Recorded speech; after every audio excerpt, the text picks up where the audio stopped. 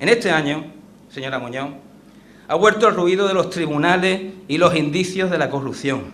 El ayuntamiento ha pasado de ser ejemplo de transparencia, cercanía y preocupación para volver a ser el del cambio de las lindes, el que deja prescribir multas millonarias a constructores amigos, que es lo único que había en los cajones, el de las modificaciones de planos del Plan General y el de los contratos de enchufe para los cargos de confianza del Partido Popular, donde usted está investigada y terminará sentada en los banquillos. Y le digo una cosa, señora Muñoz, ya voy terminando. No hable de condena, porque la única que será condenada va a ser usted, y por lo penal.